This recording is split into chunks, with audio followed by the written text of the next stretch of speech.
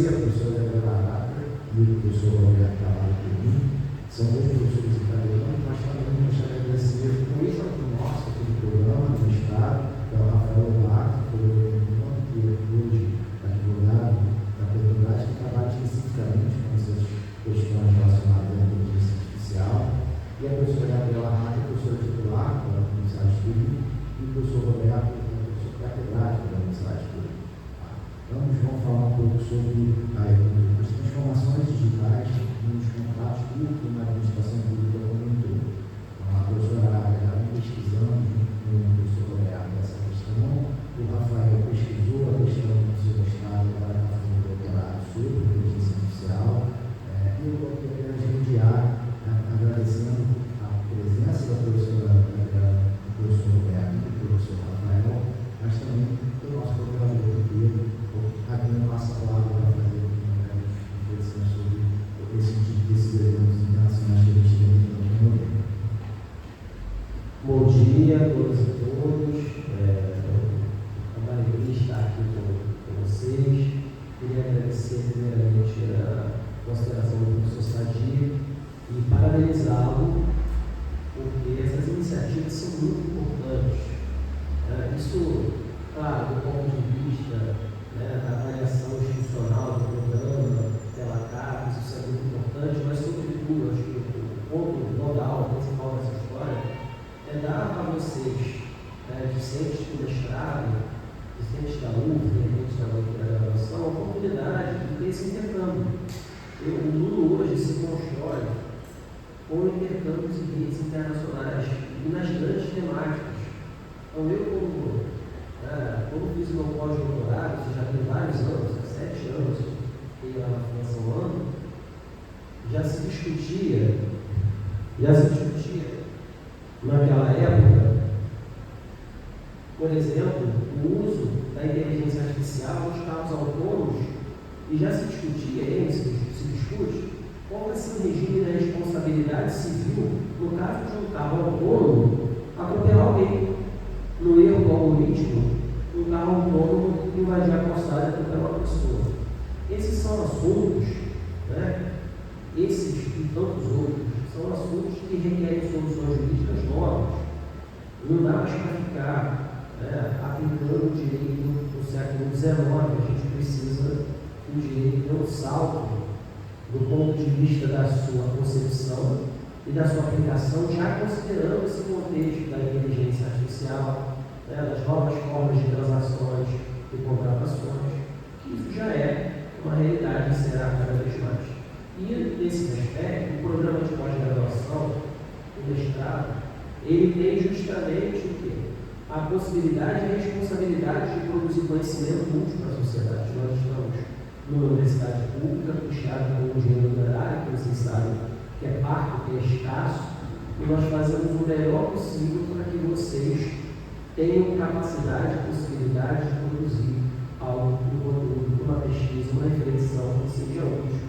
Então, oportunidades como essas são muitas e devem ser aproveitadas. Queria também rapidamente dizer aos nossos professores italianos que sejam bem-vindos ao Brasil, que possam aproveitar essa estadia aqui conosco. É uma honra tê-los aqui conosco na UF. Então, passo a palavra ao professor Sadi. Obrigado, Pedro. Também não queria deixar de fazer um breve agradecimento ao Arthur e à Stephanie, que contribuíram muito para a organização da atividade, tanto obrigado na formação de todo esse evento. Deixar aqui publicamente também um agradecimento para a mensagem que vocês deram. So, I'm not speaking English now, and pass the word to Gabriela and after to Roberto, so they can speak a little bit for us about the digital transformation in public administration and public contracts, and show us a little bit of experience for all the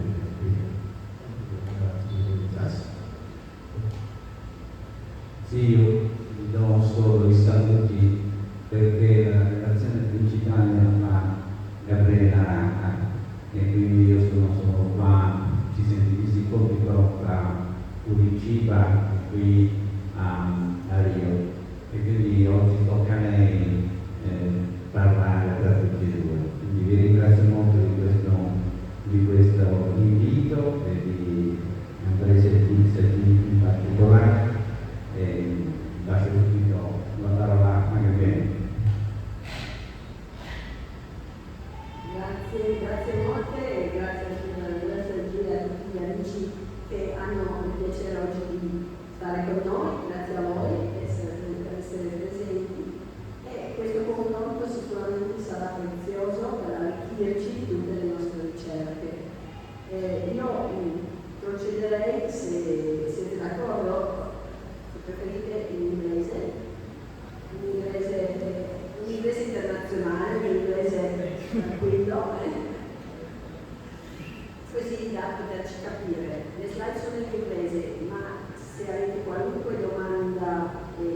comunque diciamo di incertezza potete romperli e con l'aiuto di Andrea possiamo tradurre e condividere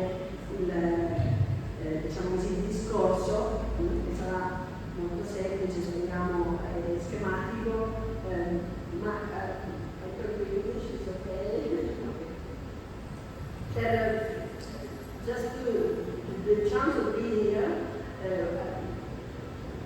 provides me the opportunity to share with you a lot of networks, research, institutional cooperation. So as we have PhD students in Europe too and in Italy, maybe we can settle agreements, cooperation, and there is some new coming in Italy, and there is also increase of Italian-Brazil cooperation, as we have already an association of Italian Brazil professor of law and those who have studied law in Italy and want to compare Brazilian experience. So a lot of networks, a lot of book, of project on digital transformation now, because we started around the world with all these networks on starting from France, because I believe that there's a lot of experience also in France with a network with Professor Jean-Bernard Mogi, and this book you see in blue, the blue book are of the Blue Yarn, the publisher, but they are online, fully online. So in the slide you can click and the full book of 300 pages ready for you to read, to study all in English, and now you can translate this. It's a PDF, you can put it on Libro or other artificial intelligence translators, and then in your own language. So all our publications, mine and Professor Cavallo Perin, are open. So in Italian or in English, and as in the pages of our website, you can find the link, and they're all open. So we really want to share our research, our idea, in order to become agents of social change, so the idea of capacity development, of growing this sharing of idea. And Professor Paolo Perin also that with the freedom of academic research, in order to share ideas without any conditionment from powers or from other political or economic powers. So I think the freedom of research is really important. As professor, we have this capacity of doing this research. Also, when we need to criticize maybe the situation, the choices that are being done at a certain moment. So this is our idea. And now the challenges of digital transition and circular economy, that means all the green transformation, in our view have to be related. So we have to link this idea of digital transformation for the good of people, so also social inclusion in this transformation that require to deal with the environment, with all the idea of recycling, of reuse stuff, and not this idea of consumption. So we need to have this aspect of the circular economy.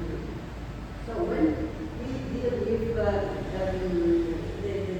research project that is coming on, is going on with Professor Yukins of George Washington University, I would like to share with you this proposal. If any of you want to participate, I know Professor Stragi will participate with a chapter on the experience, because the idea is how we can build this passage from dematerialization, that was just paper, copied, scanned, and put in the blood in the PC, from digitalization, effective digitalization, that means e-forms, working directly in the platform and dealing with this on the platform.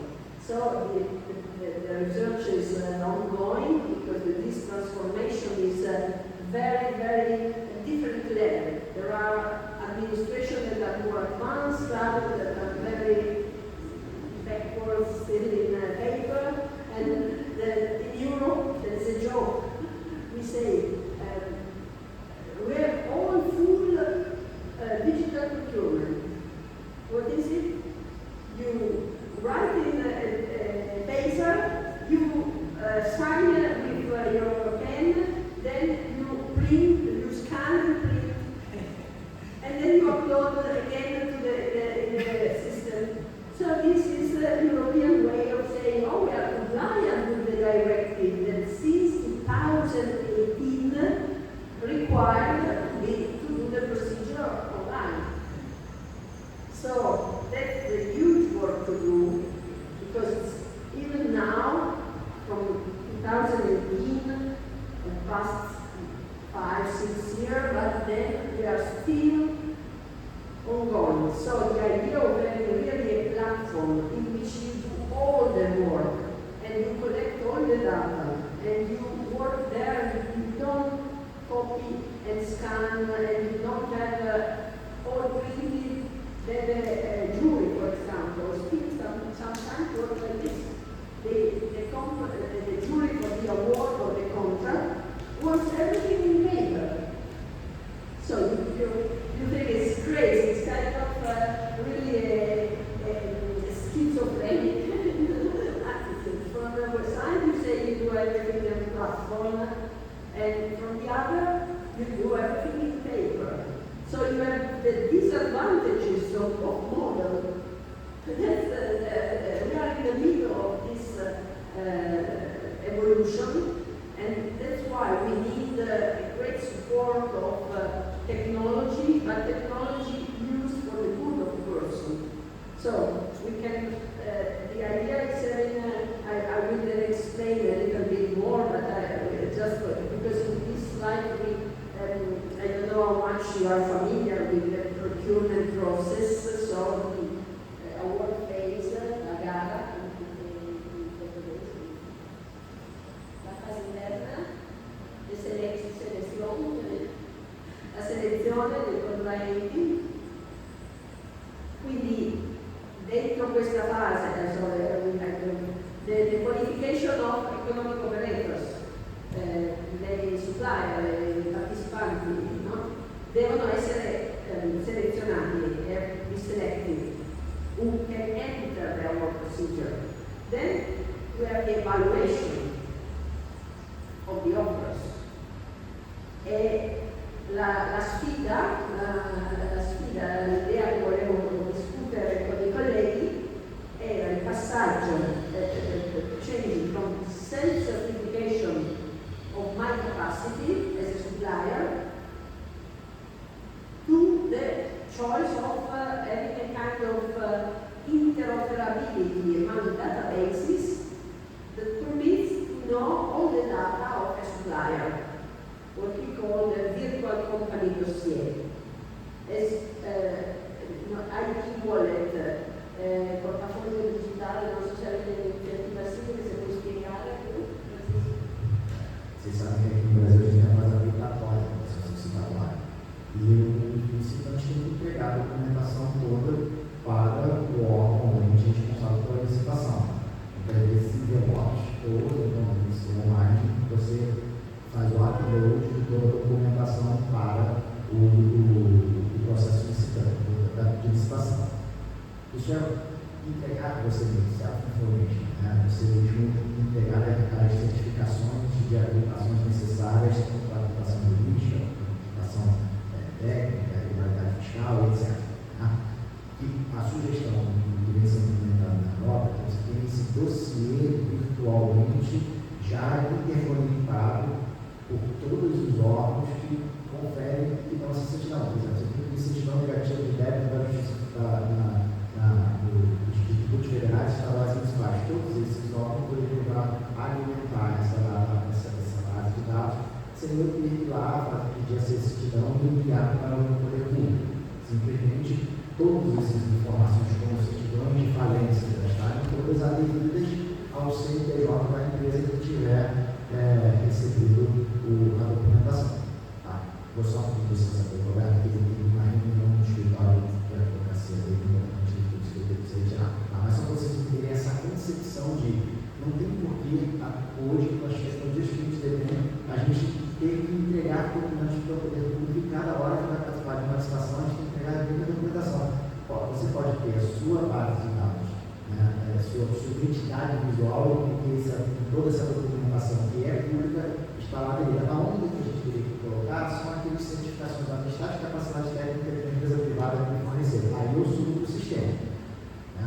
Mas todas as informações que são de órgãos e outros entes públicos já deveriam ser contadas num sistema único em que você tem a sua identidade virtual, né, que já traz consigo as habilitações, né, para a demonstração de que você executou para aquela licitação.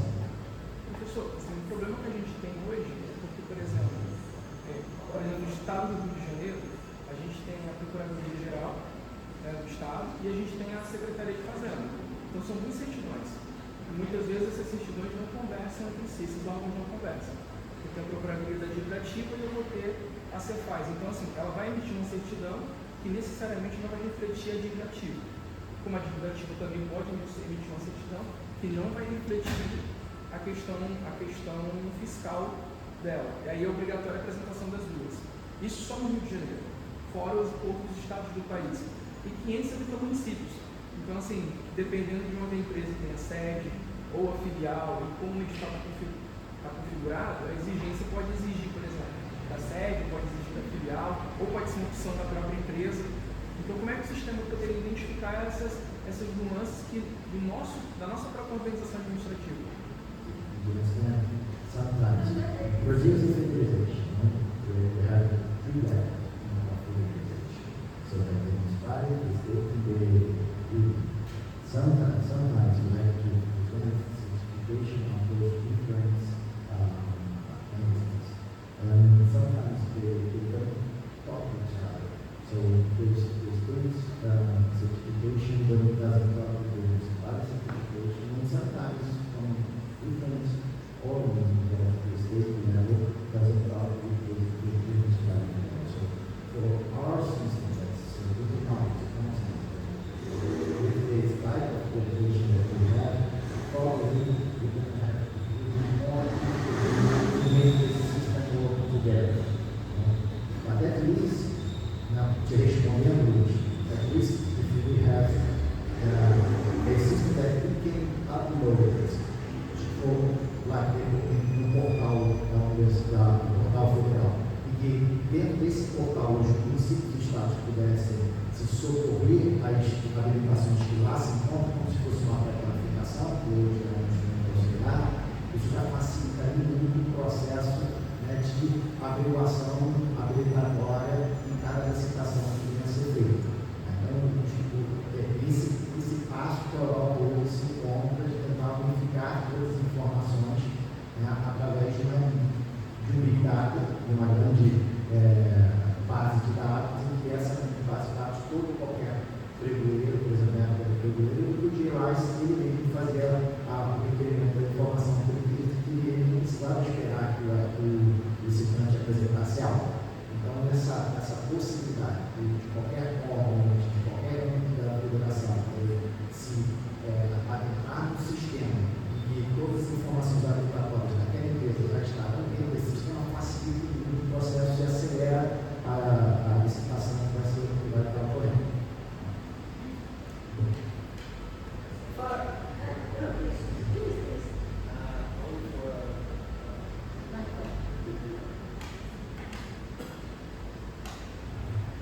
Para dar um exemplo, a gente já tem uma certa integração de dados e provém da celebração de convênios celebrados com a Receita Federal e as juntas comerciais.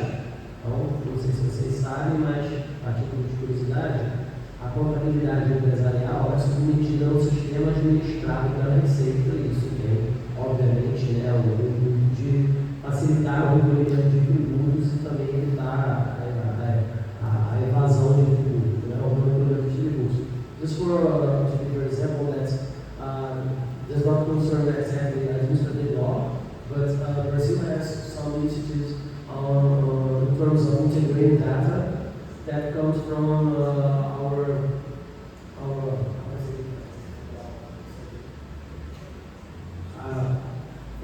Brazil has a very good structure to receive tributes.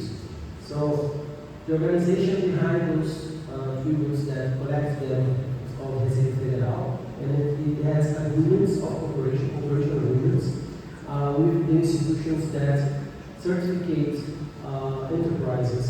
So they share data, so enterprises are obliged to submit their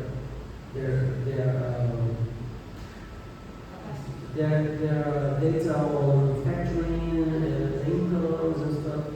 They do it on a shared platform that is used also to collect tributes. So that brings kind of efficiency in order to avoid those that some enterprises do not collect their tributes as they should. So it could be a path to if we apply that on public contracts, because it's already there. So it's a platform that's already huge. It will. So I'm very happy that you have the same. We have the same problem, and we didn't have it solved yet. The idea is the principle of one's own, una vez sola. La declarazione che vai a fare, la fai una volta sola, la tua qualificazione once only, una volta sola, e poi viene usata dagli altri. Chi parte per prima è più bravo, quindi a livello magari a livello federale, se si va a creare una nuova piattaforma, potrebbe essere il livello di partenza. Poi tutti gli altri si attaccano a quella. They share the data. So the idea is a platform, for example, at federal level, that collects the qualification of supplier.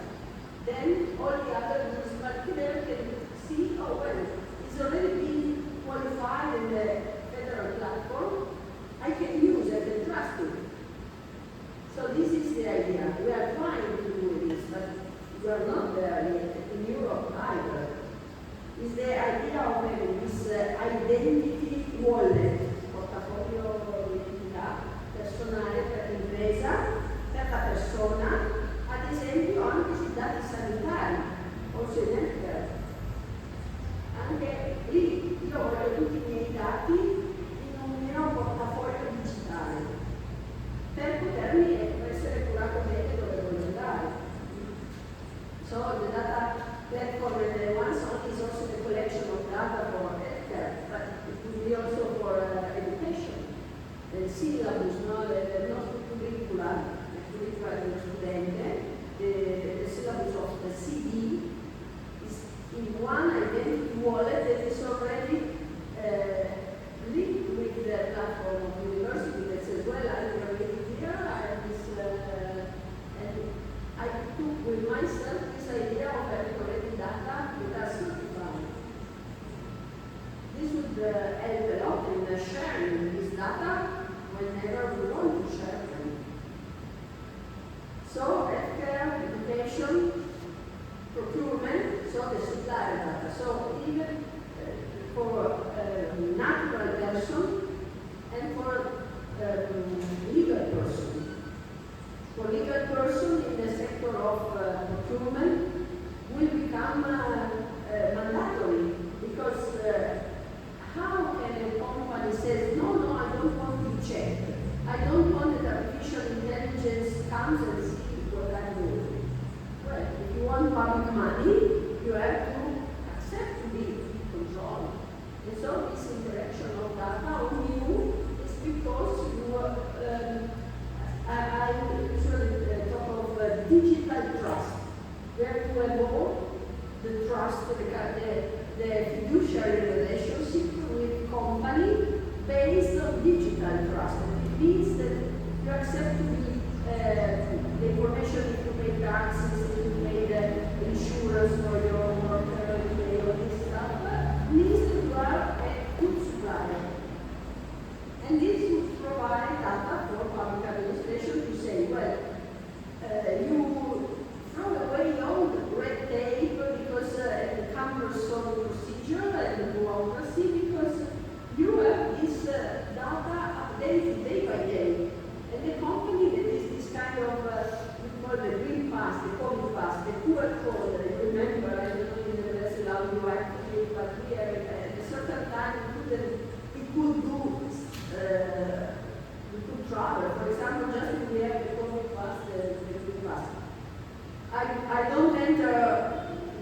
discussion of COVID at all, but just a tool.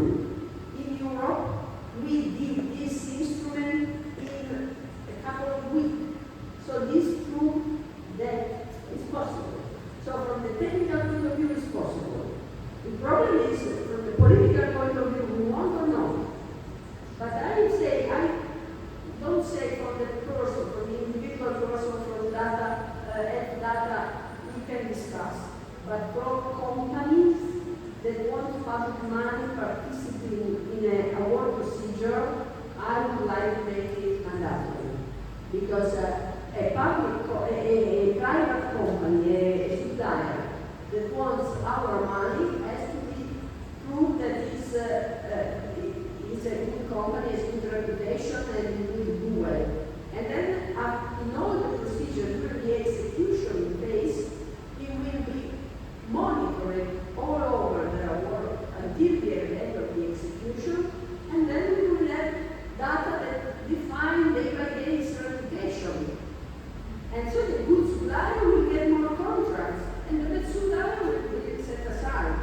But this is a process that should be accepted for the benefit of company. Then the new model of award procedure, and this is the building information modeling issue that I think of someone will study maybe in the future of PhD course or master program. It's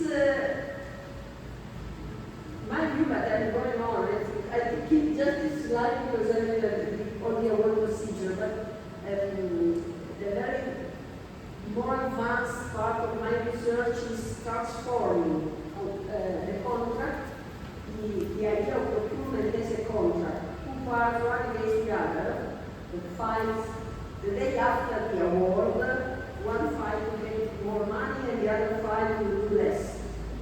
The company, it's normal. The award, when you have the contract in your pocket, then you say, well, now, yes, it's normal in the contract, but through technology now with the building information modeling, that is, you make a digital twin of the building that you want to construct, everything is settled, everything is defined, the little, how you can micro here. Then you don't have any more this conflict, because you are in a framework alliance. Un'alleanza, supplier and public administration, todos juntos for the result. And the quality of the result will benefit either the company and the public administration. So this is the new alliance that we want to settle in public contracts. There won't be any more real contracts, but framework alliances.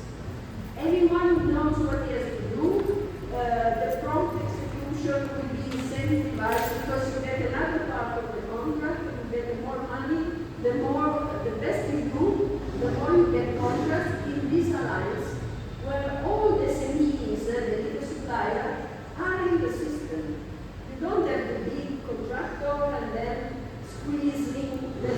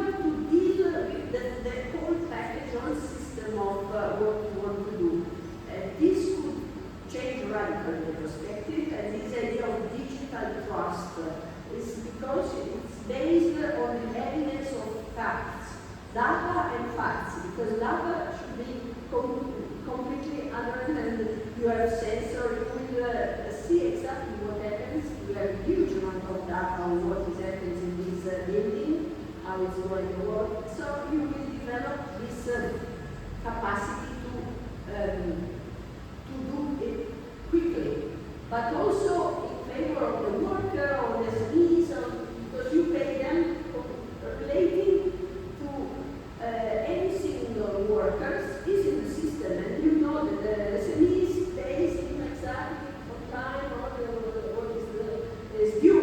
You know, you don't have records or all the stuff. So it's a kind of efficiency also from the social point of view, because you provide that the company doesn't bankrupt and let the worker without paying and all the stuff that happens normally. So this is the revolution that we are working on digital transformation. And it's quite clear. This was just another chance of discussing. We are raising a track during this conference in Delhi next year. Any of you are interested in participating in Delhi. And this is related to the Institute IIASA, you know, but also the International Institute for Administrative Sciences that permits to link all the sciences that deal with public administration. So there are economists, engineers, data experts, and so digital transformation, digital data issue in public administration is the track that we organize with colleague and with Professor Alberina. So the call is open, we can go in case you are. Then there is the issue also I wanted to present, always to make this linkage among us, the News Publicum Network review that is an online review, open access review, and through this the homepage is this because we did this digital transformation, because we started from the high reputation review in paper. This was an idea of Professor Alperin. In 2010, all the digital transformation was, also in academia was slow, very slow. But he had the idea we have to transform a traditional paper review in a digital instrument, not changing the nature, because it made a lot of online review were born, but we're not so always high level and sophistication and quality. So there was this idea, well, the paper review are declining, the new one are online, but it's much easy to publish, and so it won't be so high quality review from point of view of academia. So as professor in our school that were the most traditional and also with a long history in Europe, diritto amministrativo, public law for UK, Libertaltum for Germany, Registro di Amministrazione Pubblica for Spain, Conseil de droit administratif for France. We try to make this meta review related to all the board of all the review, and then publish there some idea, the best idea that we have discussed in our country, we want to share with other countries. Because also in Europe it's not so easy to talk and to have, we are so different, even though we are little in comparison with your country. And that was the idea. There was also icons for Joseph Weiler, who is an academic, famous academic in New York University. It's an experiment. It's going on. It's we are surviving. It's difficult to keep together so different. But we are going on, and so also for submission, because we accepted we publish articles from article of interest, wherever they come from. So we are ready to read your contribution in your papers, and there is a peer review, and we can really follow it. So I have to finish maybe now. This is just the starting point, but I have to check my time because I want to can go on a little bit more.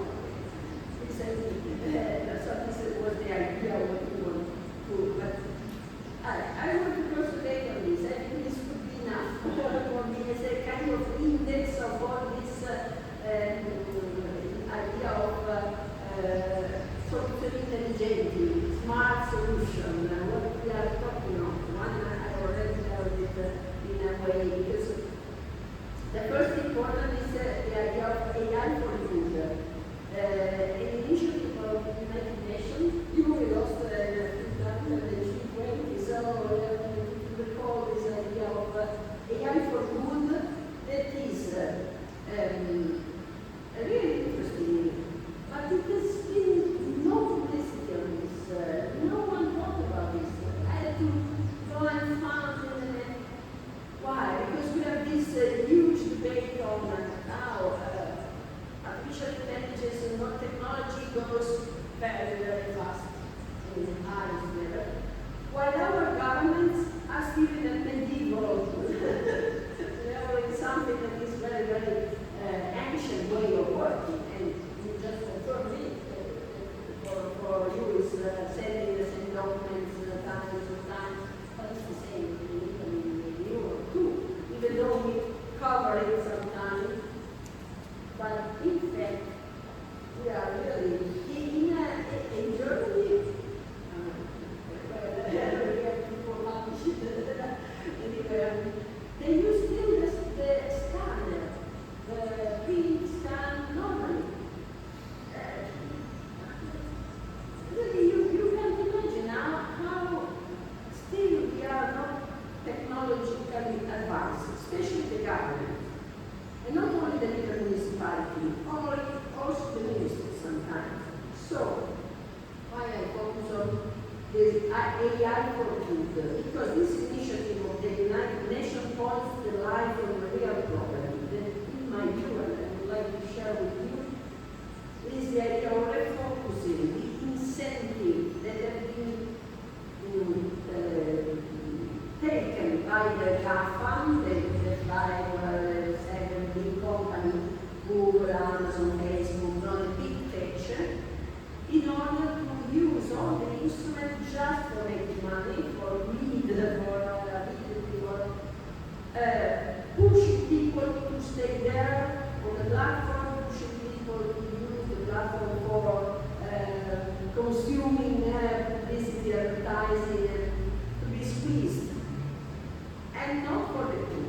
So, as a public professor of law, we have worked together for readdressing the incentive towards the use of AI for good. That is extremely important because it could really change our life for the best. Why? We have this idea of being afraid of AI, say, oh, well, we lose all our work. Well, we as professors, we don't need of us because we will have online classes recording forever. Awfully wrong. I think we really have to take advantage. Some colleague of mine called, oh, I will forbid students to use AI. I said, you will lose, it would be a awful stuff because they will use it and you won't be ready to detect it, but not to detect. To my students for the thesis, I said, use it for the best. Collect anything. Why do the research? Tell me exactly what you take, what you can get from the AI, from the Copilot of Microsoft or from Gemini, whatever. Collect it.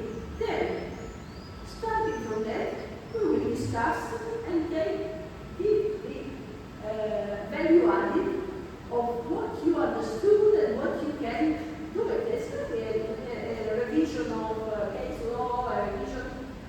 Use the artificial intelligence. But then you have to understand what is written there, to revise with your thought what is there, and give a value added that is your thought on this subject. So this is the idea of using AI for good. We can't say, well, we don't want to use no, we have to use, and we have to control it and to go on in this. When my first student took me a thesis, a draft of thesis, when in geography, there was quoted in geography paper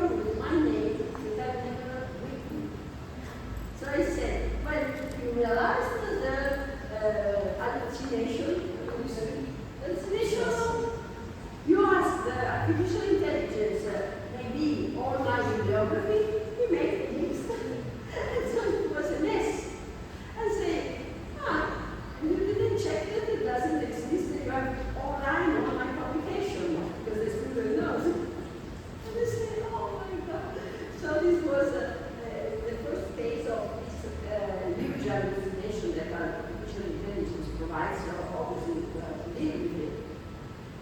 Our role as professor is to check and to address the use of the tool, otherwise the student will send us a lot of rubbish and then we will garbage in and garbage out, and then the artificial intelligence is all.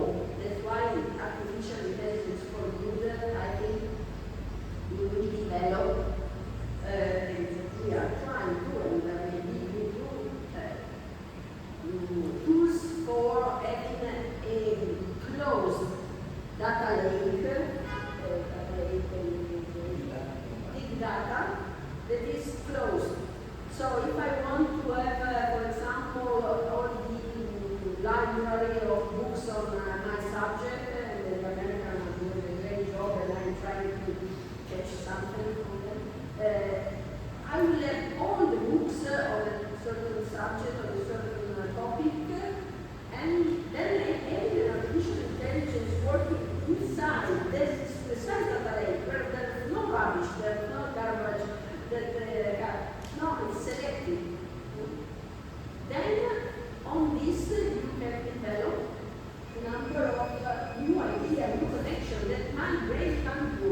So I need this sharing with ideas that really comes out from this closed artificial intelligence data lakes and big data, but not big sensation.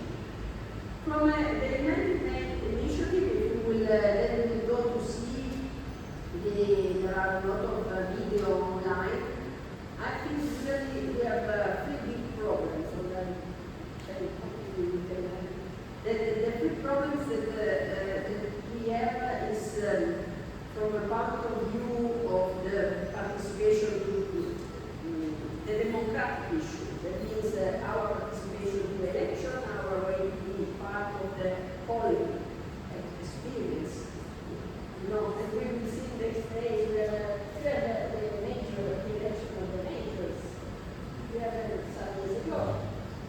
So the problems is how we evolve and we intensify participation, because in Europe we have an increase in participation to the vote and a great low participation to the debate.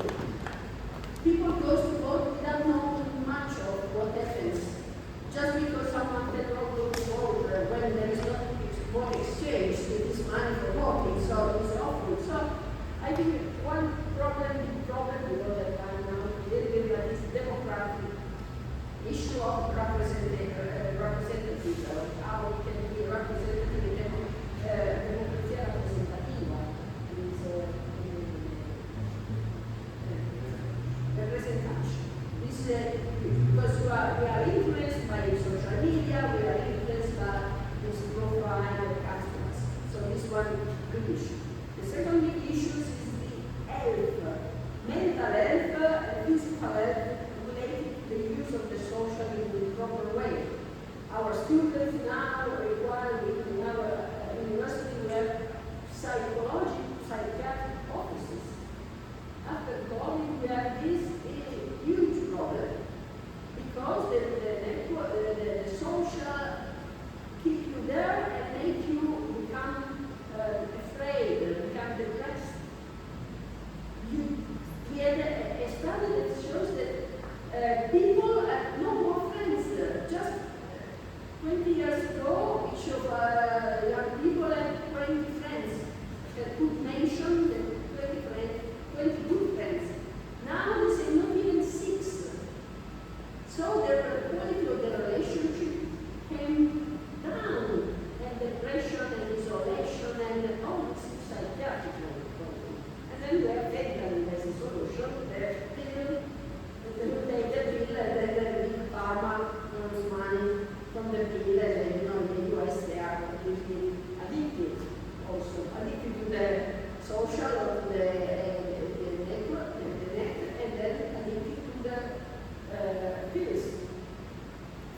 and it's really easy to buy a pharmacy. But then you become dependent and so on. So, and the third is all what relates to our field of research, main field of research is surveillance, the economy of data that should be positive. We try to turn it into positive, the capacity of suppliers, the market, the growing of market through this method.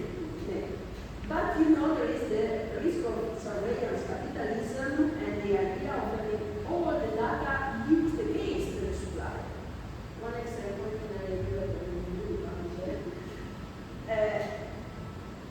the big company that do procurement, that do e-commerce, no? And there are sufficient, I thought about so efficient, so my colleagues are very colleagues, we discussed it, we can throw away our procurement system and buy it again. The temptation will be strong, and in the US they need already some experience of this. But what does this mean? And then we can discuss with the colleagues. If you say you buy from a private platform, okay, so you throw away industrial policy, you throw away any choice of favoring or addressing the choice of the state in order, for example, to ameliorate the working condition, the strategic to are green, to are sustainable, because the company just want to make money if you don't address them. So it's a huge risk. So we have the deep reason for making procurement work is to react against this easy choice of saying, what's the problem? Let's buy the platform. They will send us the competition stuff in 2 days. What's the problem? The problem is that we want to keep the procurement, the function of procurement in public hands for the public good. If we don't succeed in this, then obviously we send the key of our federal state or national state to the private company that will decide all for us. So I think this is the issue because it depends from this, even though as professors, as academics that work on this, we will keep our work and working on procurement. Obviously we can work on public procurement in dozens of research fields. But I think it's really important to consider this aspect. Public procurement is one function that helps, that is the hand of the state that want to address the market, address the evolution, also the work of people, for the benefit of people that work, for the purpose and the quality of the stuff that we get. But we have to make it function. To make it function very quickly, so I did because like over the debate, we have to consider the change of administrative organization and activity. So this change to using platform in public hands, in good public hands, so ensuring the interoperability, efficiency, integrity, and it all online. Digital urban and land management, that means we have our city could be all digitalized in the way that we have the digital twin of the city, and so we know exactly the process of person. You do already quite well when I saw in Rio, the fact that you change the way the cars goes, the Avenida Atlantica, the morning, because someone examined the taxes. Yes.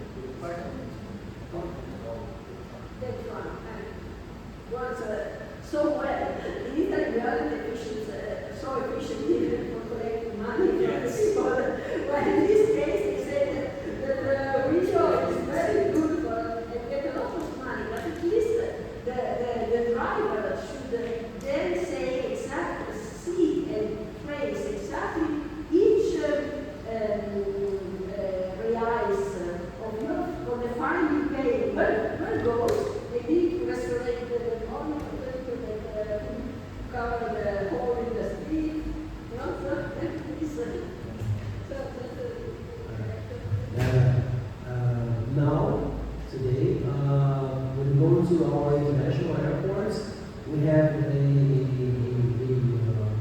part of the avenue.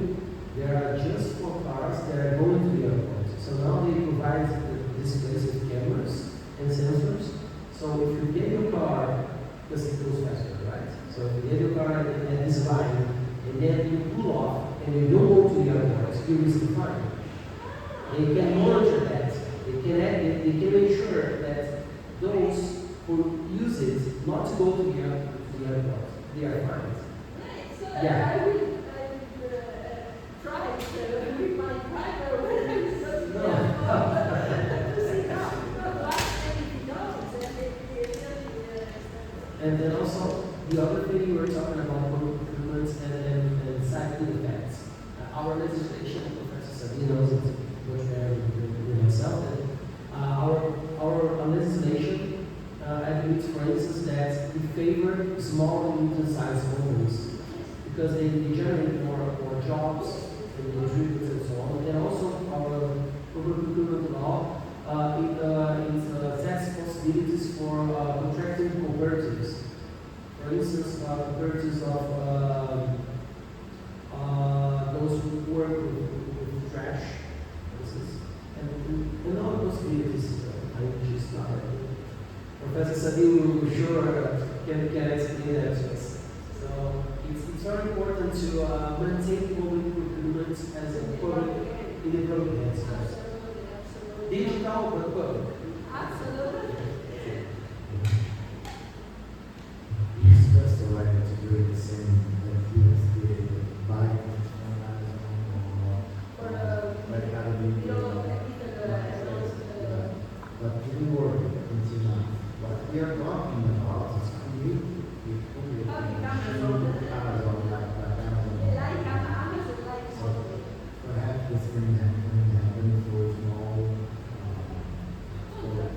contracts and people well, into the dance. Absolutely. It would be so efficient that we have to copy it. But in public hands, because what is abuse of dominant position? Amazon what does normally? We have realized that the case and now we are in court, in antitrust court. Because Amazon having all the data of the buying in Amazon, they know exactly through this analysis the margin of profits of the company. This is maybe innovative, they provide profit. So they let them enter in the platform, they set for some times and they are happy, they earn, they grow. When they start to maybe grow and open up, they realize that Amazon has invented, created a new company that do exactly the product copied by them because maybe there is not a patent for them, and they are selling it at a lower price. So the artisanal company that could have grown is completely killed, and it is stuck out of the market by this abuse of dominant position. So it's so risky because now it's very attractive for the SMEs entering into Amazon because they have the advantage of the platform that make them sell everywhere. But it's a very, very risky stuff, and we have to deal with this in order to make grow our economy and not all the, how many products that are already labeled Amazon. Sometimes now they know that they are under scrutiny, they don't know Amazon, they don't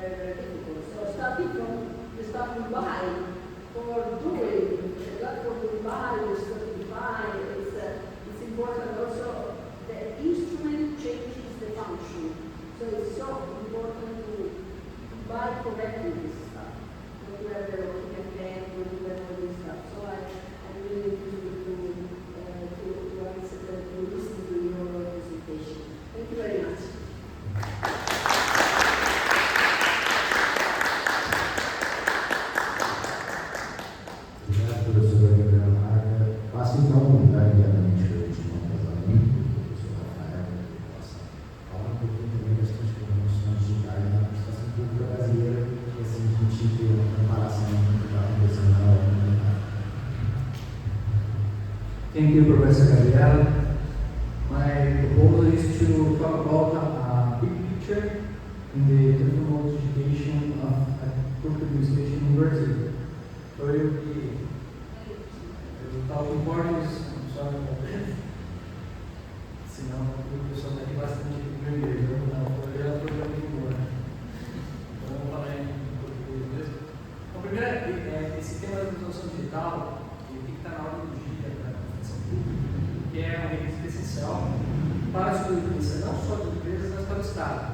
Hoje você tem que digitalizar o processo interno da administração pública para que ele se torne mais eficiente, mais objetivo, ou seja, uma economia relevante de recursos, por um lado, mas também a gente não pode deixar de olhar para o principal, que é o quê? O bem comum, o atendimento do cidadão, que é você ter um aumento de qualidade substancial na realização do serviço público. E para a gente mais ou menos entender qual o estado atual da transformação digital no Brasil, eu peguei uma pesquisa da OCDE que fez um levantamento dos países membros da OCDE, do Brasil, para saber o estado de maturidade da transformação dos países.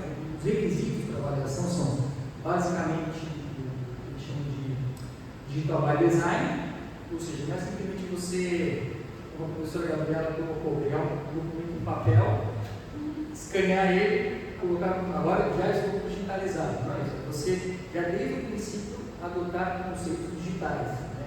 Tecnologias disruptivas, compartilhamento, etc. O segundo aspecto é data-driven public sector, né? Você tem que tomar decisões baseadas em dados. Hoje você tem uma grande quantidade de informações disponíveis em big data. Por outro lado, você tem a inteligência artificial que pode fazer a análise dessas informações. Então, o gestor hoje tem uma ferramenta poderosa para tomar decisões mais objetivas e uniformes baseadas em dados. O terceiro aspecto, que é o Government as a Platform, o governo de uma plataforma, que é você basicamente concentrar o atendimento do serviço público numa plataforma, num aplicativo que seja. Você vai ter muito mais facilidade para ficar entrando em site, em várias repartições públicas, está tudo ali na palma da sua mão numa plataforma. O Open by Default, que é você dar acesso público à informação, isso vai permitir para o controle ter acesso à informação para isso, né? A publicidade é a regra, isso gira a exceção. Então, que isso seja realmente implementado, para você ter um melhor controle da administração pública, respeitar a própria aplicação de recursos públicos, de publicidade, de combate à corrupção.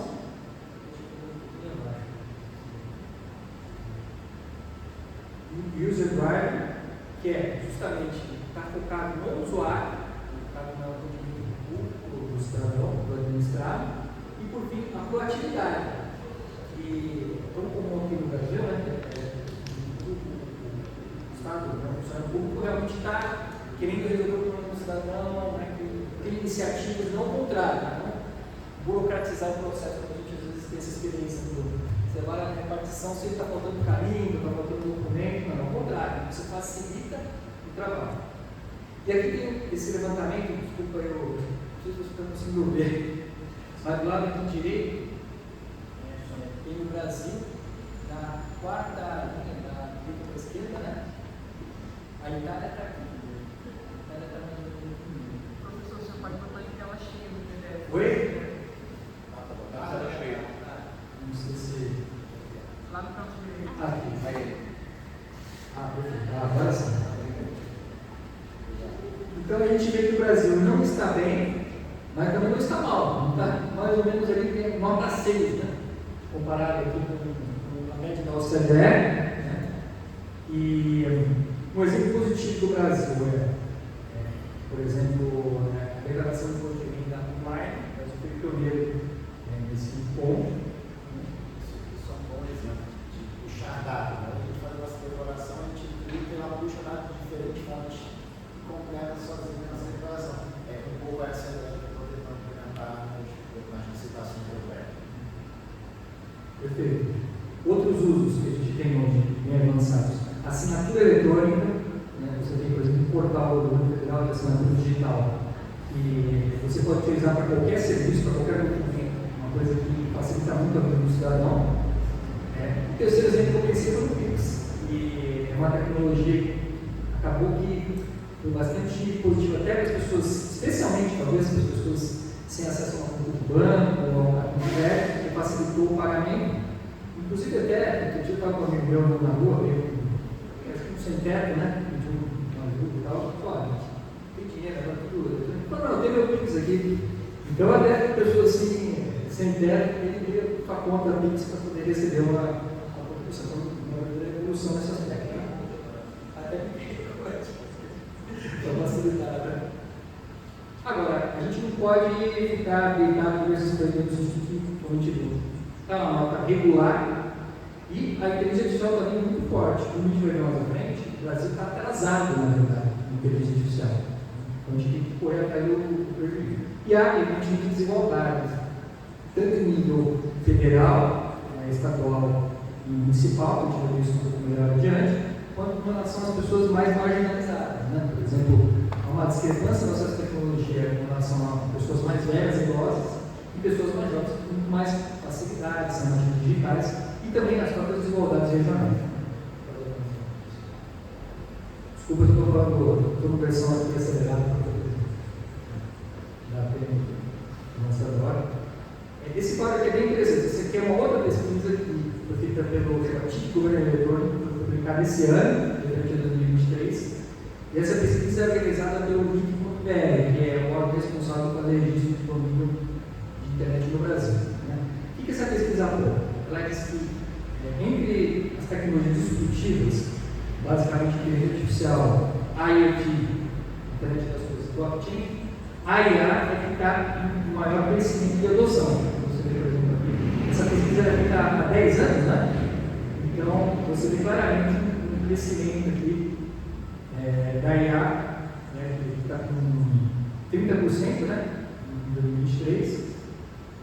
E um outro dado muito interessante, professor, é que no Brasil, o poder que está mais adotando a inteligência artificial é o poder judiciário. E você vê, 68% do órgão do poder judiciário brasileiro adota a inteligência artificial. Isso é algo que é compreensível, porque o Brasil é um campeão mundial no ranking de número de processos, o país que tem mais processos judiciais. Então, para lidar com essa enxurrada de processos e não morrer afogado, o judiciário está recorrendo à inteligência artificial de forma que consiga realmente prover o atendimento do jurisdicionado em tempo adequado. Por exemplo, o senhor estudante legal,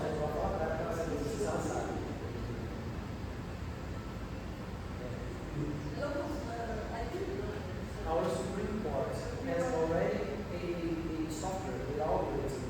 It's called Minister Victor, and it judges small things, and it distributes causes. It's called, the admission the admission of yeah, exactly.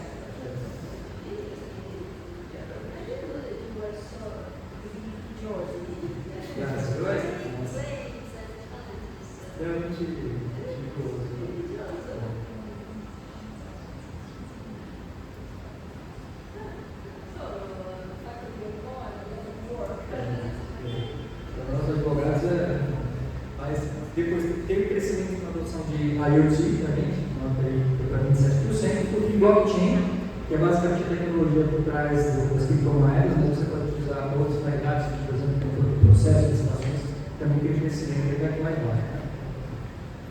Essa pesquisa também fez uma análise sobre a adoção de tecnologias nas prefeituras. Tem um impacto interessante quando a gente fala aqui de smart cities. Então, nas prefeituras, aqui em 2023, você tem 91% delas com pelo menos um serviço digital, né? De 10 anos, né? Considera 75%. Também tem um crescimento nos serviços online, e em outros serviços que crescem mais, né? A emissão de notas fiscais eletrônicas, que é a questão tributária, de impostos, né? Foi para 33, emissão de boletos de pagamento de tributo. Então, o Brasil é muito eficiente na hora de cobrar tributos dos seus cidadãos. A gente é primeiro mundo em cobrança de cheque-money.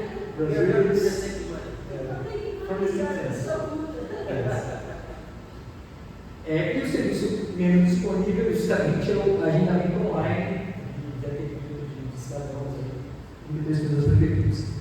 Um ponto que é interessante, assim, nos amarelo, é a questão da inclusão digital. Por exemplo, com relação ao acesso ao Wi-Fi gratuito em espaços públicos, né, está dizendo que 54% das prefeituras oferecem esse acesso gratuito, só que estão especialmente concentradas nas capitais e municípios com mais de 500 mil habitantes. Agora, um dado que chama a atenção é que houve uma diminuição dos centros públicos de acesso à internet. Uma pessoa, por exemplo, que não tem condições de ter um computador, que hoje é mais difícil, mas enfim, pessoas mais pobres não tem mesmo, né? Condições de acessar, mesmo as pessoas assim, mais simples, para utilizar um aplicativo é muita dificuldade, né? Uma funcionária da casa, mas às vezes até dificuldade de utilizar mesmo, né? Eu tenho uma funcionária lá, por exemplo, que fala, como é que faz passar o teste? É um aplicativo, esse aplicativo aí, você tem um aplicativo para fazer pagamento para os auxiliares, né? Então a pessoa tem dificuldade de realmente utilizar, fazer o uso, mandar um documento. Um problema bem relevante também nesse sentido que você está mencionando sobre a inclusividade por exemplo, o INSS, depois da pandemia, não faz mais atendimento ao público. Exatamente. Então, a gente tem pessoas idosas, pessoas com deficiência também, que vão se habilitar para recebimento do BPC, que não conseguem, muitas vezes, fazer o requerimento administrativo, que é necessário, né? E que acabam procurando serviço de atendimento da assistência social por meio do CRAS. Então, o INSS não atende mais ao público, só para agendamento de casos de perícia, e acabou transferindo essa responsabilidade de dar suporte para fazer esses requerimentos para a política de assistência social. Esse caso é muito interessante, porque aí é outro lado da moeda da digitalização. Você coloca tudo online, mas tem pessoas que não sabem utilizar, não têm acesso. Você acaba prejudicando o efetivo uso do direito fundamental, porque, querendo você tem que ter um suporte físico para determinadas pessoas. Né? E esse dado aqui mostra que você tem uma diminuição do número de interessantes, né? Passou de 72% em 2015 para 45% em 2023. Depois há uma desigualdade também clara em relação à quantidade de serviços online oferecidos, né? Em municípios maiores você tem aí mais de 5 serviços oferecidos, enquanto em menores, né, você tem uma menor quantidade de serviços online. Um ponto interessante é o crescimento do centro de monitoramento de dados, né? Então, há um aumento desses centros, de 21% para 23%, e com relação ao que é monitorado pelo município, você tem principalmente trânsito, né, dos maiores 100%, segurança pública, né, em relação a câmeras de segurança do comportamento das pessoas, e por fim, transporte público. Já os municípios menores, segurança pública também, patrimônio e prédios públicos. Quais são as conclusões que a gente chega aqui da análise da cidade? Que o Brasil tem especiais desafios com relação à questão de capacidade técnica das pessoas, né, que trabalham nos órgãos públicos, não são treinadas em tecnologias disruptivas, em uso, nesse mindset digital para o público, né, e a própria adequação organizacional. Como a gente fala aqui, não é simplesmente você mudar, digitalizar papel para achar que está digitalizado, é você mudar o mindset de como você atende para ser digital por design. Né? Depois, a desigualdade entre níveis de governo, claro, o governo federal, as entidades federais, tem muito mais recursos, e isso acaba chamando muito mais serviços, muito mais formas de atendimento, enquanto estaduais, municipais, muito menos. E também há desigualdades regionais, porque tem regiões mais pobres, que também tem menos serviços implementados, e municípios menores nem se fala. A gente vê que há muitas tecnologias que a gente falava aqui, mas é sério, né? Voltadas para a arrecadação de tributos, para a questão de pagamentos digitais para o Estado, mas a gente não vê a mesma preocupação com relação à questão de atendimento público, né? Na maioria da questão do serviço público. E como eu falava assim, o governo tem uma plataforma, né? Você tem um aplicativo, todas as formas possíveis de atendimento que facilitem o acesso do cidadão àquela prestação de serviço. Há também um prejuízo do atendimento a populações vulneráveis, que falava que você tem que ter algum tipo de costura mínima, física, para disponibilizar para pessoas que não têm acesso, são excluídas digitais, para essas pessoas, querendo ou não, elas não vão conseguir. Mas a pessoa, muitas vezes não, é uma pessoa mais velha, uma pessoa muito pobre, você tem que ter realmente algum tipo de acesso físico que permita que a pessoa discute esses serviços de benefícios públicos.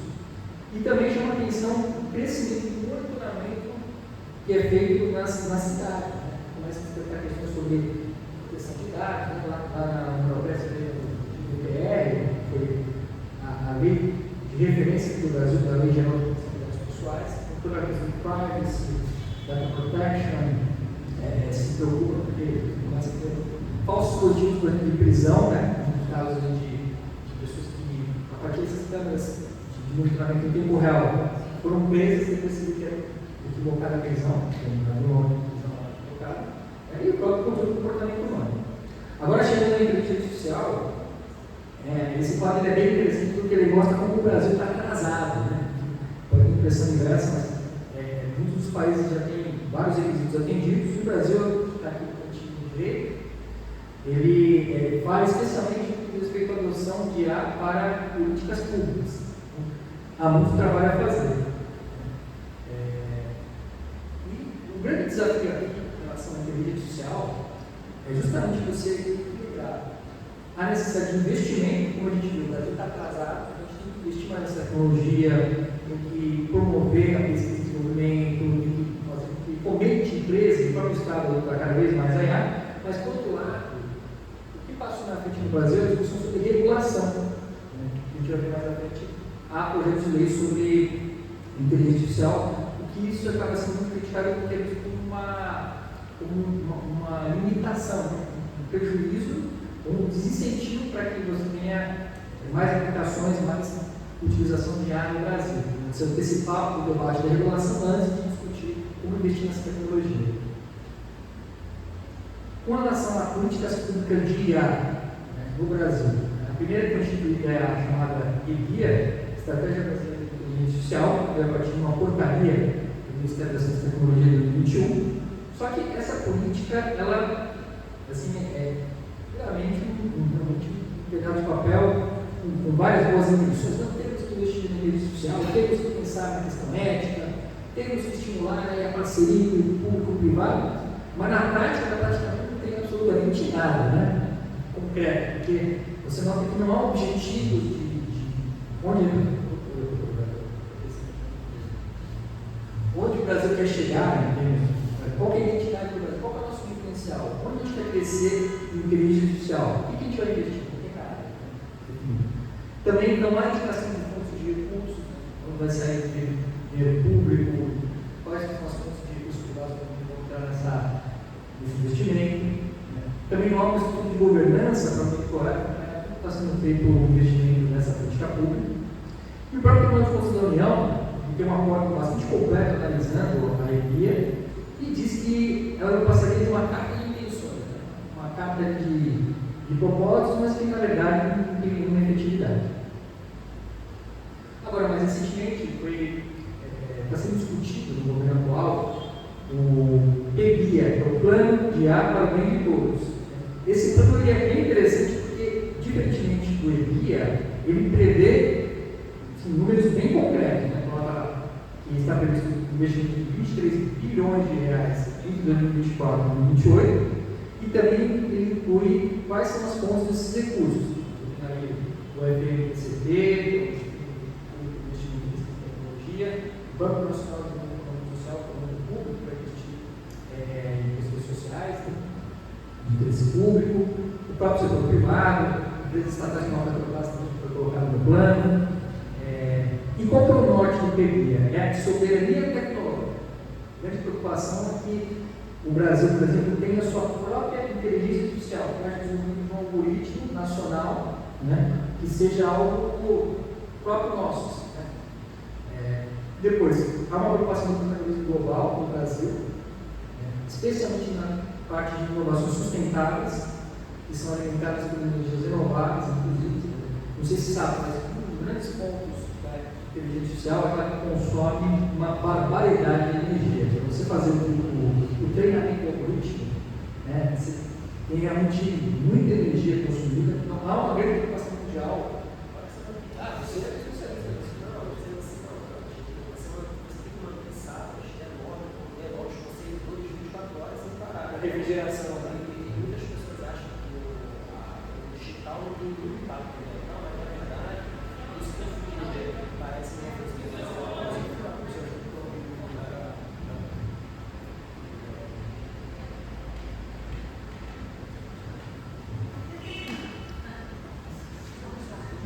O detalhe é que tudo que gira, né, o tempo todo, 24 horas, né, célula by célula, né, necessita de servidores, né, o Big Data, né, servidores que são enormes, que ocupam um espaço enorme, né, campos de futebol, prédios inteiros, né, prédios e prédios inteiros, fiquem ligados 24 horas sem parar. Então, exatamente, eles não podem superaquecer, senão a gente tem um problema deles, né, pode causar um incêndio ou pode sair do ar. Então, isso gera um gasto de energia muito subestimado. As pessoas acham que a realidade digital, que a digitalização de tudo, não tem nenhum impacto ambiental. É claro que diminui o impacto ambiental na medida em que eu desmaterializo a economia, isso diminui a demanda por recursos naturais e tal, certo? Gera menos resíduos. Mas o fato de eu usar o Spotify, por exemplo, ao invés de tocar um vinil que eu comprei, ou um CD, não significa que não tem impacto ambiental nisso. Tá? Porque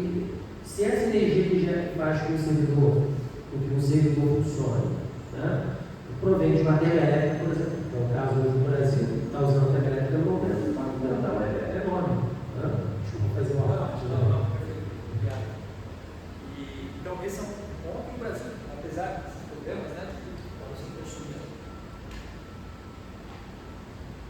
esse é um ponto interessante, né? Porque apesar dos pesares do Brasil, a gente é visto como uma referência mundial com respeito a biocombustíveis e combustíveis renováveis, né? Aí o professor poderia ser melhor do que eu, mas eu acho que, por exemplo, em energia elétrica, 90% mais ou menos da nossa fonte é renovável. Tem outras questões. Enfim, a nossa matriz, comparada com a média mundial, é muito limpa. Então, isso poderia ser visto como um diferencial do Brasil para contribuir com o mundo, para que atraia investidores, né, para que, quando fazer treinamento de algoritmo, ou investir em servidores, venham fazer no Brasil, porque, como tem impacto ambiental, aqui você tem um impacto muito menor, ou você pode vender como servidor, você está usando como sustentável de energia. Então, esse pode ser um diferencial do Brasil, a questão de prover fontes de energia sustentáveis. Depois, formar a capacidade de requalificar pessoas em IA, em grande escala, essa é uma grande preocupação, porque, querendo ou não, a gente vê no chat como a IA evolui. De fato, ela está fazendo uma série de atividades que parece que, assim, pelo menos as rotineiras vão substituir o ser humano. É lógico que não vai ser uma substituição total, mas, assim, eu me lembro daquela piada do cara que estava lá passando na floresta, aí parece que só tinha uma bala no rifle lá, então o leão deu um tiro, só que errou, né? Aí o vídeo dele começou, aí o cara, ele baixou, começou a amarrar o tênis assim, né? Então, cara, você está mandando o tênis, mas você não vai conseguir fugir do leão, tá? O leão não pode mais, ele tem que correr mais rápido que você. O leão pegou o primeiro também. Então, um pouco assim, no fundo a gente tem que se adaptar, saber usar a IA, porque essa pessoa certamente vai ter emprego. Quem não vai ter emprego é a pessoa que não sabe utilizar essa ferramenta propriamente ou criar não. Vamos chamar que funciona sem inteligência artificial. Essa realmente vai ser provavelmente engolida pela concorrência. Né? O grande diferencial é você saber utilizar propriamente a inteligência artificial. Questão de infraestrutura tecnológica, né? Nuvem, etc. E as críticas que são feitas ao TPIA é que ele deveria, depois da atualização da estratégia, né, já que a EPIA seria a política pública de inteligência artificial. O TPIA seria um pouco um orçamento para o investimento. Então, uma deveria falar com a outra. Não foi feito isso. A parte sustentável de IA, né, você investir em fontes verdes, deveria ser mais, poderia ser até mais ambiciosa, né? Como falei que esse é o diferencial do Brasil. E com relação à questão de você criar um algoritmo, um modelo de IA brasileiro, isso poderia meio que se inventar roda, porque muitas dessas aplicações elas têm um código aberto. Por exemplo, a Ariana, a IA do Facebook, né, da Meta, ele está disponibilizando o código. Então, para que eu vou partir do zero, por exemplo, em relação ao Android, né, do Google, ele disponibilizou para várias empresas o código disso aí, mais qualificado. Então, talvez faça muito sentido você querer criar um algoritmo mais interessante, talvez você treinar o algoritmo em português, isso sim. Porque aí você, hoje que você tem realmente uma tradução, você acaba perdendo aspectos da linguagem portuguesa, jornais, há uma perda de fato. O ideal é você treinar o português em português.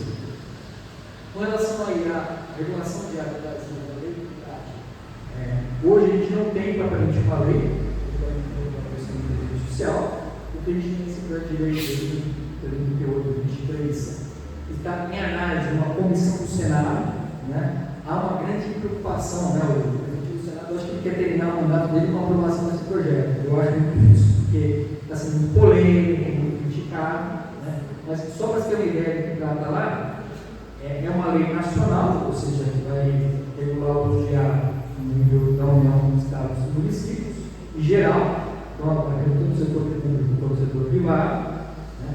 E a referência para a regulação é a questão de incidência de risco, muito parecido com o EIA, que acabou de ser aprovado na União Europeia, né? Que é basicamente você estabelecer um risco excessivo, que é intolerável, ou seja, você não poderia vender ou usar um sistema dessa forma. Por exemplo, sistemas para fazer o monitoramento do comportamento humano que a gente tem na China, esporte social. Social Press, que você vai ter câmeras espalhadas pelo país inteiro, que ficam monitorando o comportamento dos cidadãos, atribuem pontuação, e em função dessa pontuação você tem ou não acesso a serviços públicos para fazer uma viagem. Então você tipo um controle totalitário, que, portanto, é banido. A União Europeia é uma coisa que tem sido competindo isso, né?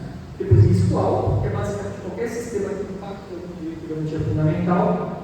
Por exemplo, você vai se aplicar lá para um processo de emprego, vai mudar seu currículo. Hoje em dia, muitos dos sistemas que analisam esse currículo são de inteligência artificial. Então, esse tipo de algoritmo tem que passar por um tipo de controle maior, ou algum benefício público que você vai ter acesso, qualquer coisa que impacte no direito seu, um sistema de alto risco.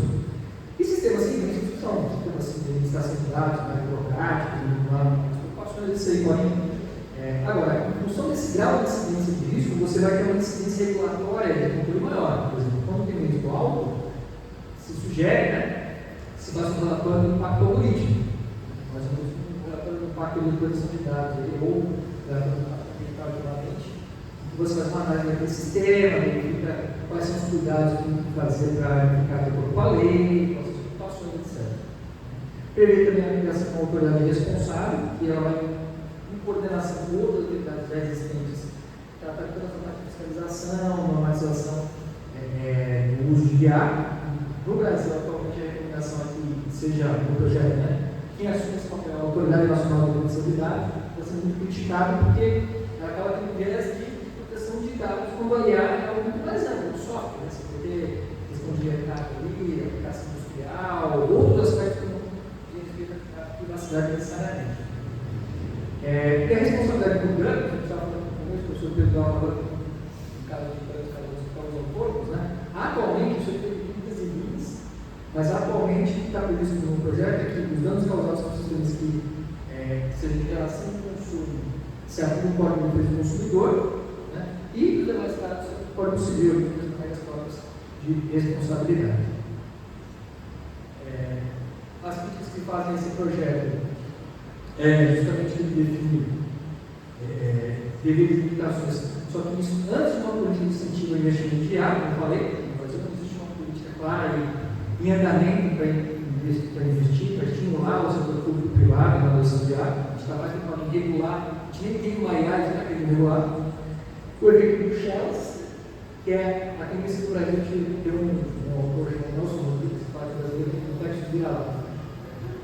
Faz o cachorro assim, meio sem raça, acaba seguindo os outros, então a gente às vezes escolhendo muito para fora, e quer copiar as coisas dos outros países. Isso aconteceu mais ou menos com a lei de proteção de dados.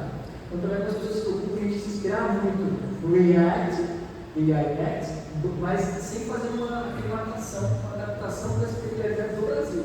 Então esse projeto nós está sendo muito criticado por isso, é muito baseado no AI Act. E preocupação com relação ao impacto nas relações empregatícias. Como vocês sabem, o artigo 7 da Constituição, inciso 27, trata que a lei deve prever a proteção do trabalhador em face da automação. Hoje, esse dispositivo não está regulamentado e é uma realidade que a IA realmente vai ter impacto nos empregos. Então, como vamos lidar com essa situação? Não pode simplesmente, do dia para a noite, pegar um call center inteiro que trabalha, sei lá, 2 mil, 3 mil pessoas demitir. Devia ter um processo gradual, lógico, talvez treinar essas pessoas para que trabalhem com ferramentas tecnológicas ou mudem de setor, pensar em estimular, principalmente no Brasil, que vocês vão cuidar do plano maior, não tanto de tecnologia, mas, enfim, pode ser simplesmente o fator econômico decisivo para saber se uma pessoa vai implementar ou não adotar e vai gerar repercussão no trabalho das pessoas, né? Eu acho que esse foi... Bom, eu basicamente já fiz todos os meus comentários, né? Acho que o que eu poderia destacar aqui é justamente a questão da transformação digital inclusiva, né? Não pode esquecer dos mais necessitados, vulneráveis, né? Você tem que ter uma adaptação às circunstâncias de cada uma dessas pessoas. Depois do Brasil, uma preocupação para um modelo de governação mais eficiente, porque você tem essa disparidade entre o governo estadual, federal e municipal, e também as disparidades regionais, que existe um modelo de organização, distribuição de recursos, de funcionamento mais eficiente em termos de governança. A questão do compartilhamento dos dados públicos, né? É uma coisa que a professora Gabriela ela propõe, né? Você tem uma centralização de dados que diz respeito a fornecedores para facilitar.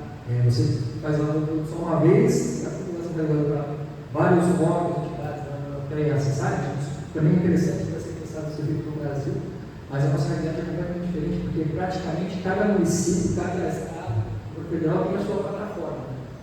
Agora, tudo isso tinha uma federação, não é? Quanto mais centralização, compartilhamento, acho que isso facilitaria. Por exemplo, que o seu site também deu, né? Que você tem bastante chegado. A questão da acessibilidade eu falava da preocupação com a nossa capacidade, ao mesmo tempo que você tem esse compartilhamento entre diferentes órgãos da missão pública. A gente tem que saber exatamente até como é feito esse compartilhamento, quem tem acesso, qual é o uso, qual é a finalidade do uso, vai ter um controle, né? Desse respeitar o princípio da discriminação informativa e, por fim, a regulamentação da inteligência social. A gente falava aqui, por exemplo, essas câmeras de ato monitorando o comportamento, elas estão reconhecendo. Tem reconhecimento facial, reconhece que a gente está caminhando por aí. Qual é o limite desse controle que a gente vai ter da inteligência artificial? Então é isso, pessoal. Desculpa a pressa.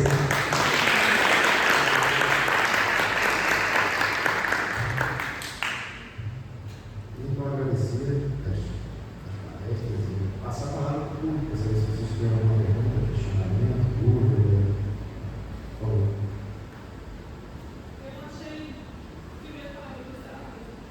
Faz uma pergunta aqui para você sair na gravação e usa o microfone também para. Tem um microfone aqui. Para sua pergunta ser ouvida. Ah, tem um microfone sem fio.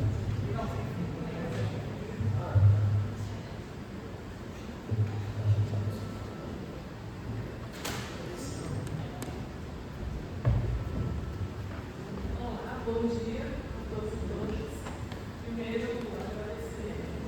Estou muito boa estar aqui com você. Rafael. Vários comentários assim. Eu vou comentar aqui.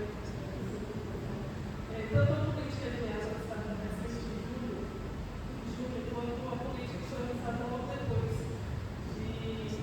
A guia tranquilo. a política de ar e a de tecnologias digitais. Foi lançada também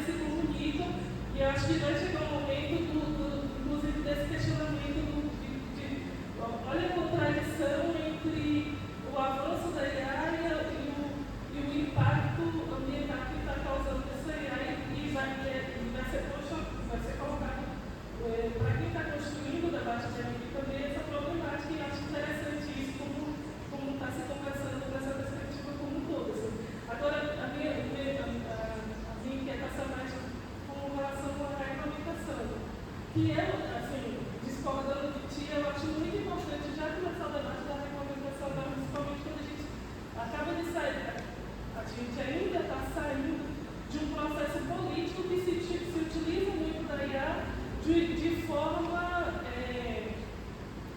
por estar desregulamentada, principalmente, de forma que manipula muito as pessoas, o uso de frases, de tecnologia do próprio rosto, enfim. Eu acho que a não regulamentação e não se debruçar sobre isso é um perigo gigantesco, até porque a gente, mesmo recente o desenvolvimento da IA, a gente já sabe o tamanho do impacto que a IA pode causar, que já está causando no nosso desenvolvimento. E principalmente nesse sentido do como que a IA formula os seus termos e formula a sua resposta. Tem algumas análises que o pessoal está fazendo perguntas para o chat GPT, e daí ele traz, inclusive, artigos jurídicos que não existem, jurisprudências que não existem. E eu acho que estamos, como falam, trocando pneu e dirigindo. É alucinação, né? Estamos trocando pneu e dirigindo ao mesmo tempo, e eu acho que, de fato, é legítimo e importante se debruçar também nesse processo de não limitar, mas como regular isso. E que é um processo muito complexo regular, uma coisa que não tem nem formato ao certo ainda, e que, enfim, é muito difícil se debruçar sobre como regular. Perfeito. Deixa eu só esclarecer um pouco sobre o seu nome. Cara, O que acontece? Não é que eu seja contra a regulamentação, na verdade, eu até, na minha dissertação de mestrado que foi orientada pelo professor Sadir, eu defendo que você tem que ter, inclusive já hoje, uma regulamentação só que baseada, por exemplo, você tem uma verdade iniciativa, porque como você colocou, você já está tendo problema, tem questões de algoritmos, de questão de necessidade de explicação de decisões automatizadas que arregam direitos fundamentais. Então, você já tem que ter mais. O problema é que o projeto que está aí no Congresso, ele está sendo criticado por uma série de pontos que, como eu falei, é mais uma importação que está na União Europeia do que realmente um olhar para o Brasil e ele ficar realmente, será que esse é um problema nosso? Será que a gente tem que entrar nesse nível de regulação para ficar falando de IA generativa? Porque ontem, foi lançada a IA aí da OpenAI, que está falando, mas assim, uma tecnologia que vai crescer, podia mudar. Então, será que a gente não deveria focar mais nas questões conceituais do que de forma de aplicação? Depois, outro aspecto, que é a questão do impacto dos empregos, né? Isso que é uma coisa importante, praticamente não fala. A questão dos investimentos, como eu falei, você está entrando em paralelo, a gente pensando os dois, para ver como eles vão se conversando, mas eu concordo com você que tem que ter uma regulamentação, mas eu não sei se a que está te dá mais adequada. Entendeu? só fazer um suplemento de respeito. Não pode sentar. Sentar aí. Tem um artigo da estatística do Goiás, no livro de Novas Tecnologias, inclusive o primeiro livro a ser publicado no Brasil, que envolve as novas tecnologias de direito administrativo. O segundo é lá no livro de pesquisadores de novas tecnologias jurídicas, né? Mas esse livro, nesse artigo anterior, nesse estudo da estatística, e depois do nosso estudo do Rodrigo Garrido, em que eles estão, os autores, estudaram qual o melhor momento de se regular uma tecnologia disruptiva, uma tecnologia antes, durante ou depois. As funções são diversas. Alguns aparecimentos que é antes, o Garrido diz que é antes e durante, e ninguém, por hora, defendeu que tem que ser depois. Apesar da maioria das regulações de mercado de novos existentes no Brasil, ocorrer depois da sua implementação. Por exemplo, Uber, aí vem a regulação e a regulamentação do Uber depois da implementação do sistema novo de transporte de passageiros. Então, a maioria das vezes o Estado vem depois da nova tecnologia, não antes. A sugestão da IA é que ela surja e seja implementada, aperfeiçoada, modificada e ajustada durante a sua existência. Esse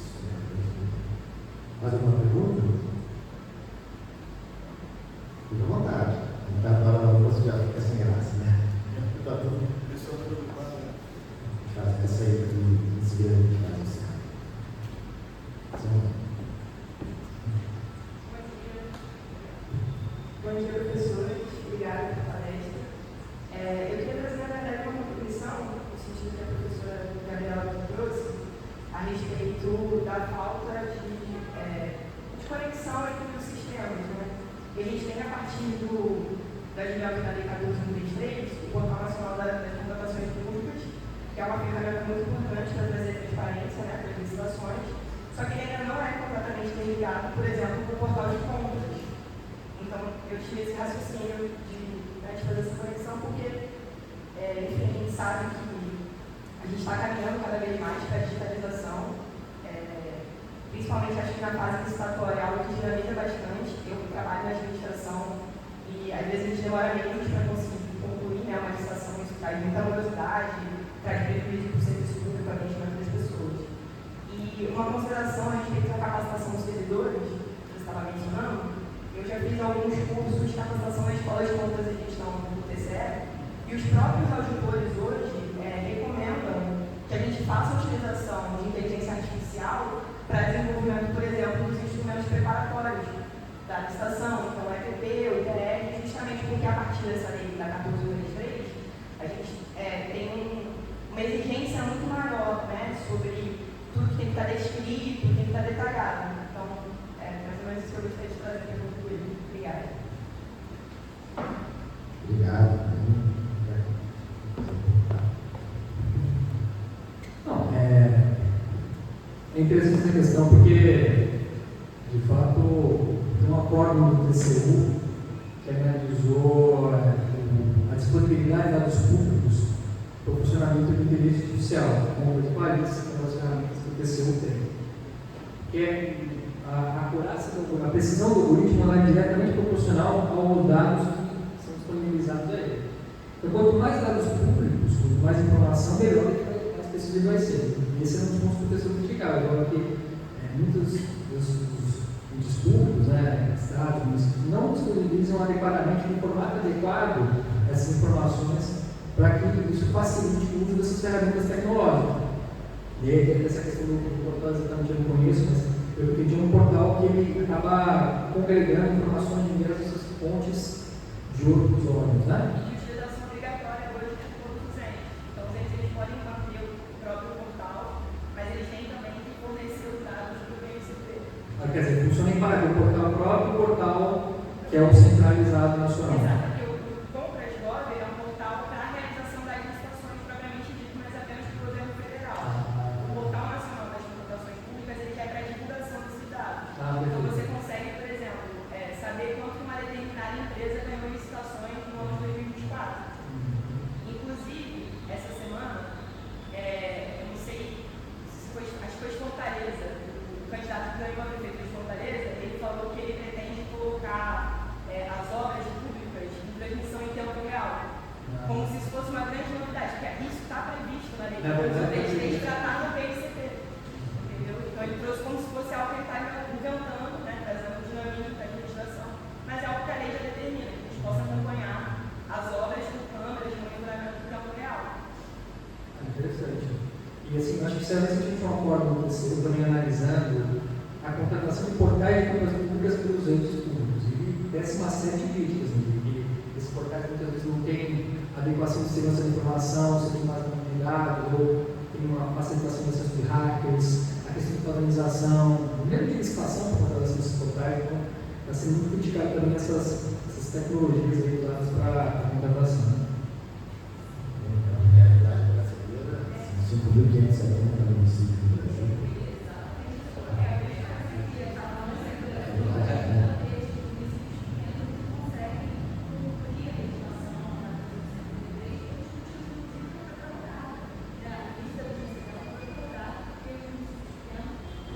Uma recente de pessoa informando que só 61% dos municípios estão utilizando a questão de perfis. Não tem lá, municípios não estão utilizando a questão de perfis, estão fazendo licitação para outra linha.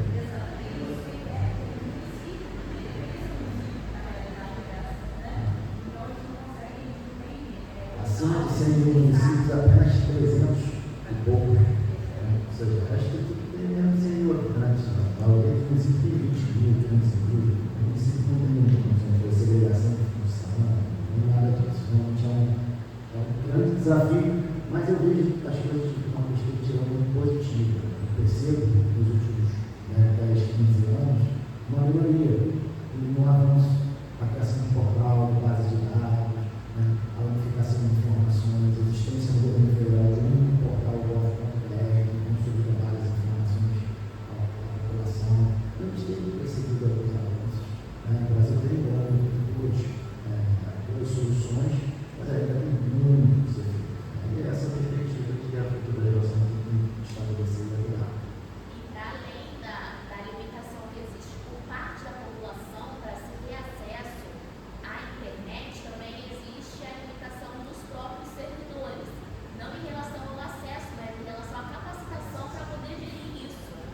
Eu sou procuradora de um município pequeno e nós estamos passando agora por essa fase de digitalizar os processos físicos, o que é excelente. Eu considero como excelente, mas se a gente vê que a maioria dos servidores, eles já não tem mais não aptidão, mas não tem mais tanto interesse em se envolver, em conhecer coisas novas, aquilo ali acaba sendo ou não utilizado ou mal utilizado, e há ainda uma preferência por parte dos servidores aos processos físicos e às técnicas e formas de gerir antigas. Então, existe também essa barreira aí a ser vencida em relação à resistência dos servidores na promoção do uso da inteligência artificial, na implementação de novas tecnologias.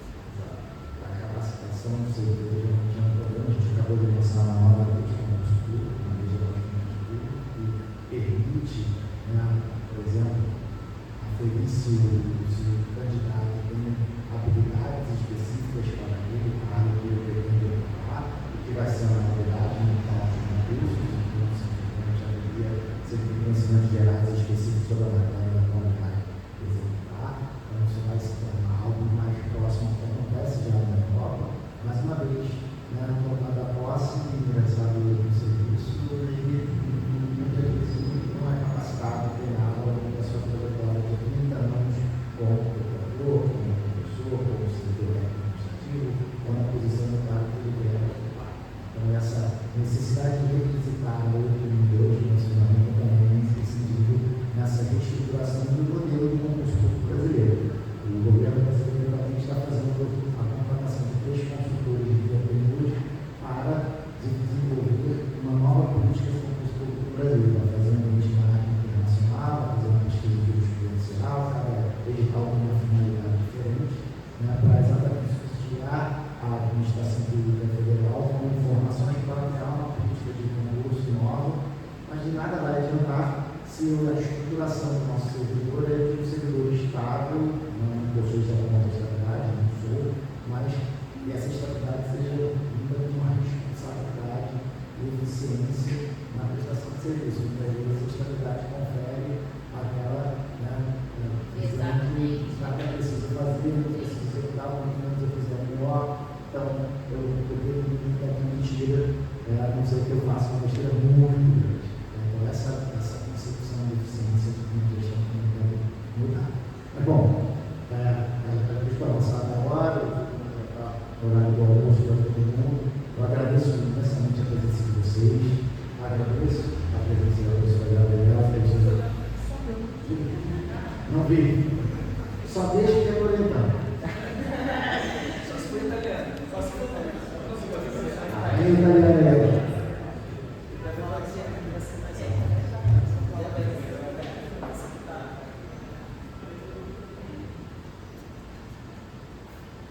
Vou fazer primeiro a pergunta em português, depois eu faço a tradução em italiano. Tá bom?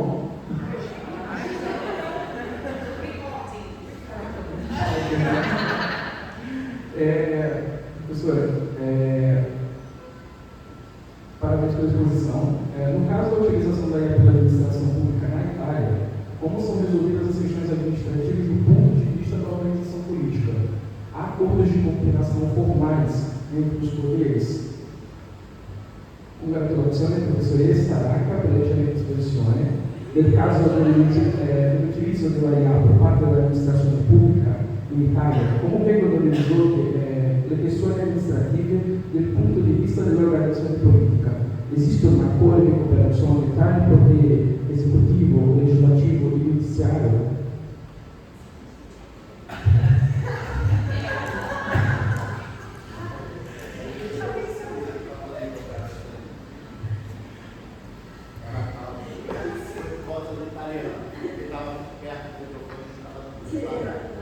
Grazie per la domanda.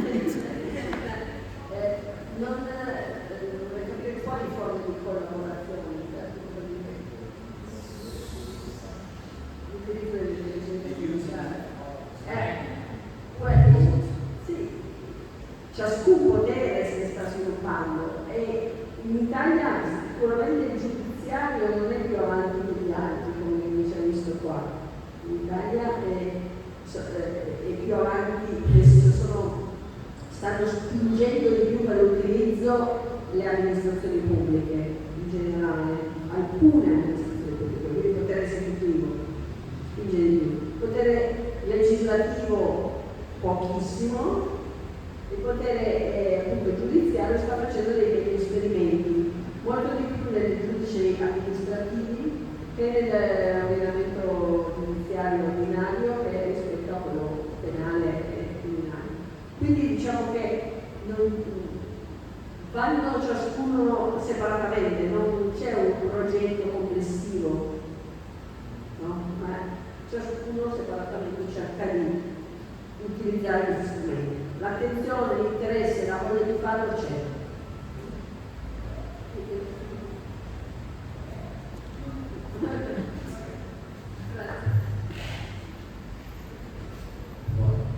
Então, vamos manter a iniciada essa disciplina. Agradeço a presença de todos, agradeço novamente a professora Cidadãos que estiveram, ao Rafael, ao Pedro que esteve também, agradeço a oportunidade do programa estar principalmente ter tido todas as oportunidades para que a gente pudesse fazer essa atividade, né? E vamos almoçar, que a gente merece. Obrigado.